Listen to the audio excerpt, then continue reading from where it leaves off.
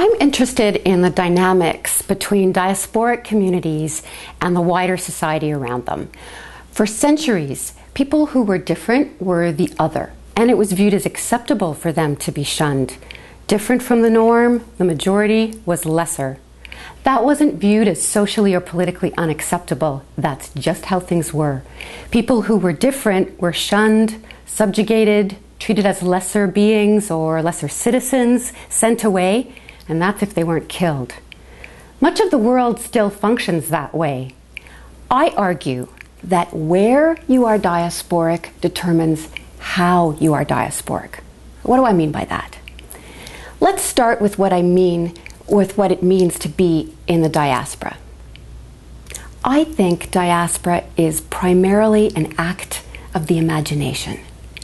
That means that the stories you tell yourself about why you live in an adopted homeland instead of the back home you were born in, or that your parents or grandparents were born in, or that your people came from at some point, those stories determine how you see yourself fitting into the new place, being at home, belonging there, how connected you feel. Connection is a critical part of diaspora too. People who are diasporic, whether they think of themselves that way consciously or not, are always balancing two sets of connections. One is a connection between what I call the mythic homeland. Mythic, because it doesn't have to be a place you can actually go to, whose streets you can walk, or where you would necessarily feel at home.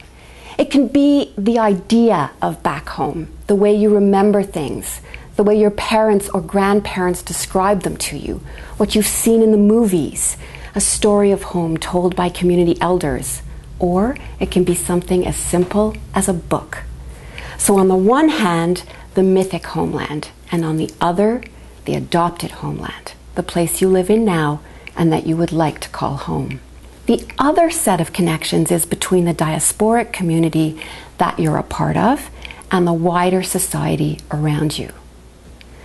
If the wider society is closed, if it's racist or cold or hostile to you, won't let you be a part of it in name or in fact, you are less likely to feel warmly connected to it.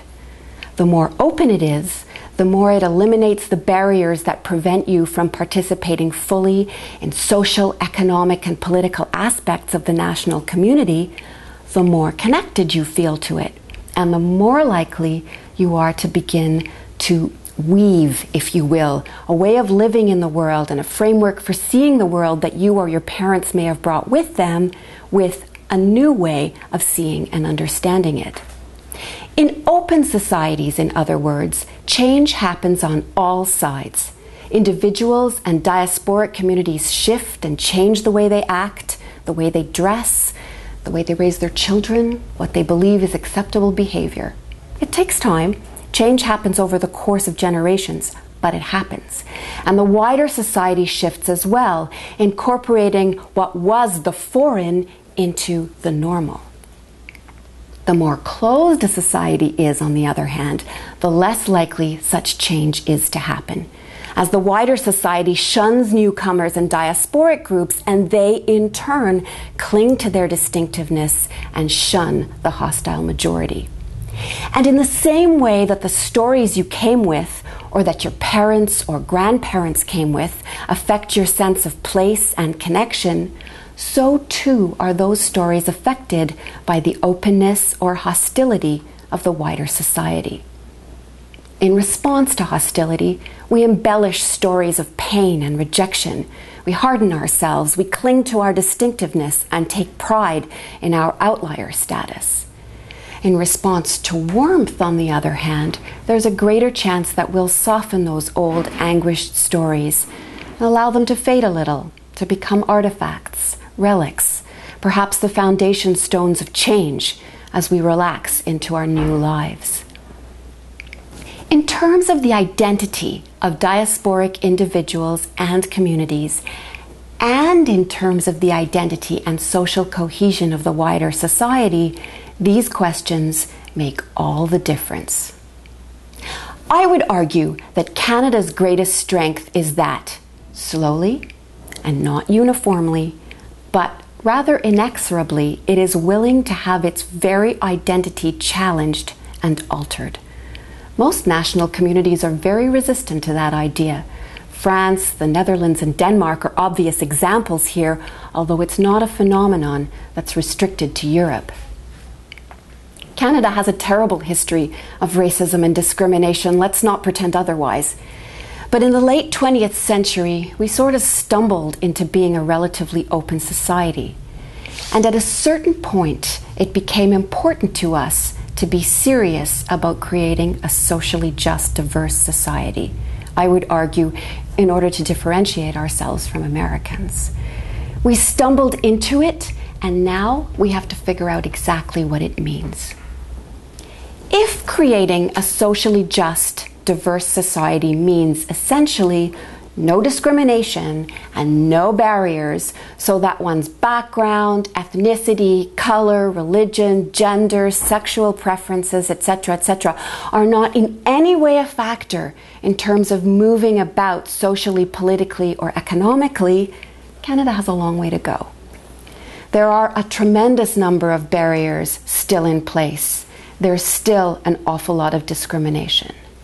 But we, and I don't mean just governments, I mean civil society organizations, I mean all levels of society, I mean a plurality of individuals, are willing to engage in the huge conversation about what and who we are as a society. And there is, I contend, a space to have this conversation and to keep trying to figure it out. The trajectory that we're on is more important ultimately than where we sit on it right now. We're not there yet. We can't take progress for granted, and it means having a lot of hard, honest conversations, and we have to have them. You can talk about anything, I would argue, with anyone, as long as you do it with respect and honesty. So first of all, we have to figure out how to have the conversations, and then we have to have those conversations about all the tough stuff, because we're carving new ground here. No one's ever done it quite the way we're trying to do this. I don't know if we'll succeed or not, but we sure have to try. A lot's riding on it. Let's put it this way. It's like we're all in this big diverse marriage together, and if we can figure it out, if we can indeed create this socially just, diverse society, we'll have figured something out that has thus far evaded humanity throughout history. If we can't figure it out, the divorce will be messy, nasty, and very potentially violent. I think we have to figure it out.